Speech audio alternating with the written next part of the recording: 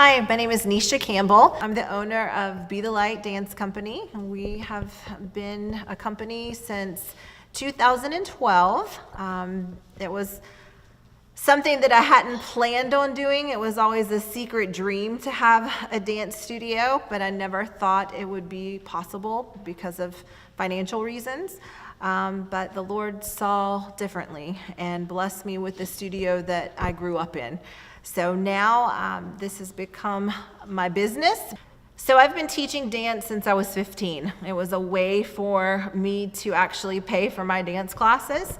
The studio that I danced in, the owner felt pity on me because we didn't have a lot of money. And she was very instrumental in wanting me to pursue what I love to do. And she really gave a lot of grace, and she wanted me to hone my skills. So she let me teach dance, teach the younger students in exchange for my own dance classes, and that's what made it possible. Dance has always been a passion of mine, and I think partly it was because I didn't have the best childhood growing up, so it made a way of escape for me. When I come to dance and when I do something that I love, it really just helped me focus on being a better version of myself and really just escaping all of the drama that was going on at home. And knowing that I had this outlet to just be expressive and to do something I love made all the difference in my life. I'm Jasmine Booker. Sometimes I go by Jasmine A. I came to Be the Light in September, I believe late September, and I've been there for a few months now.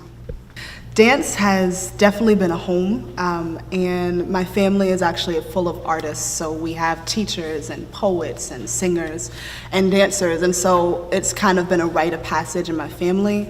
Dance itself, I've always thought was a beautiful thing. I grew up very quiet, and I used to shake my head yes and no, so movement and things like that have always been a way for me to speak when I didn't feel like I could.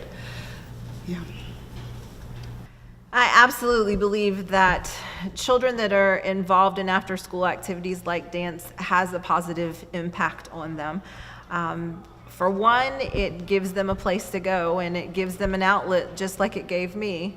Two, it keeps them off the streets. There's too much that kids today can get in trouble with if they're not involved in something.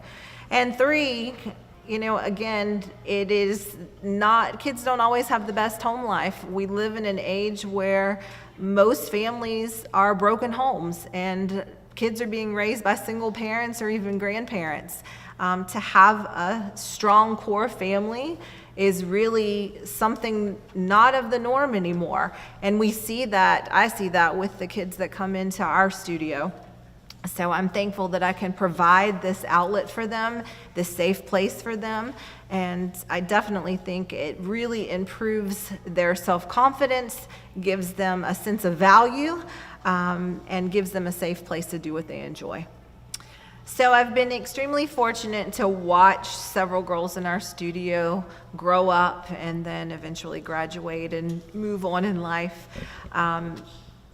I've seen the ones that were with me from the very beginning when I opened the studio that maybe were a little bit shy or timid or didn't really connect with the music or just get in the zone, as I call it. Watch them grow and blossom and be able to really express themselves as a dancer. But now I also see them coming out of their shell and making friendships and creating new relationships and being mentors to other girls and standing up for themselves if they don't agree with something. They have developed a voice, and all that stems from becoming part of a dance environment. I speak as a testament of how dance changes self-confidence. And I think that it is a process that is ongoing and ever going. I think that once you start to feel comfortable in a dance style as a young girl or even as an older woman, that there are always opportunities to learn something new and to rebuild and to get more confidence that you might have not realized you had. That's something that has definitely happened for me, and I see it from the young dancers that I've worked with in after school, maybe not necessarily studio dance training, all the way to the college age and graduate student dancers that I've actually trained with or taught, where they're experiencing the same thing. And so I know that it is, one, it's effective, but two, it is ever growing, ever constant. Some of my favorite moments in dance have been in the last few years. We have entered the competition world, and that was completely new for us. We never have done competitions before. Competitions are much different from just recreational dance. You are going up against girls of your own age or boys in your own age group and different types of styles of dance as well. It was important to me to allow the girls to be exposed to the competition world for two reasons. One, because they absolutely begged for it. And two, I wanted them to see that the things that they learn here in our studio were different. We are different from a lot of other studios. We are modest, we are loving, we try not to focus on comparing ourselves to others, but just building confidence from within so that it shines out there on the stage. And since starting competitions, we have done really well, and the girls have been rewarded in first, second, third place, even costume awards, because we've been able to tell a story with the costumes that we use.